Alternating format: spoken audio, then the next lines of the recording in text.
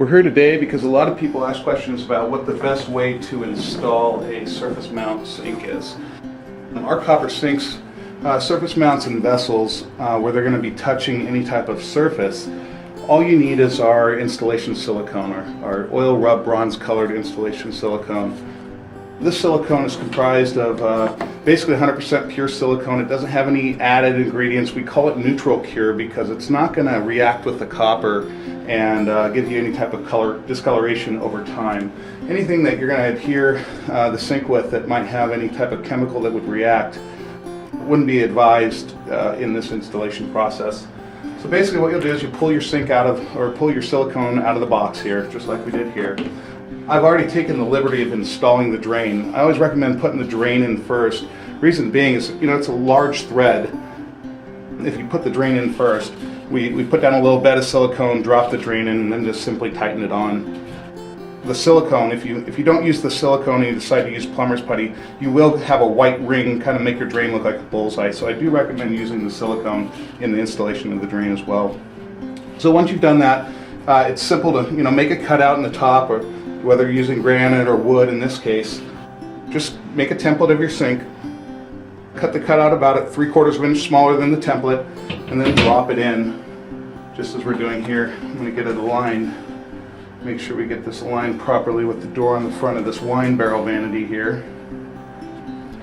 And then there's a dispenser that comes with the silicone tube, and what I like to do is cut it at this second notch right here, and cut it at an angle right at that second notch, give you about a 45-degree cut. And what that does, it allows you to dispense the product at a proper level.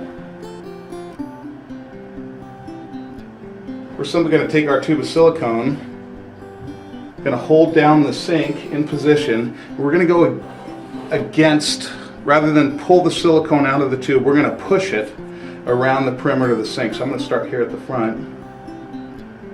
We're just going to push an equal amount of silicone out. Hold the sink in place while we do it. You wouldn't think that silicone would adhere this and last a long enough duration of time, but we found that it's the best product and the best looking product to do this with. So I'm just going to go around here.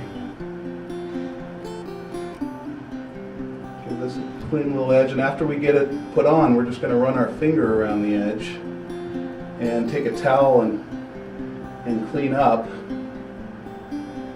any overlap. Or I'm just running this on here. Put this in position here.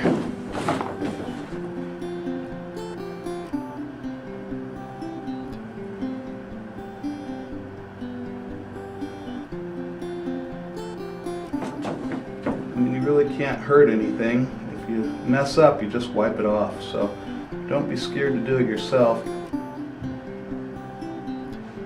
Just take your time, push that edge around until you meet where you started. I'm going to grab a rag here real quick. Just grab some paper towels, and again I'm going to hold this in place and clean it up.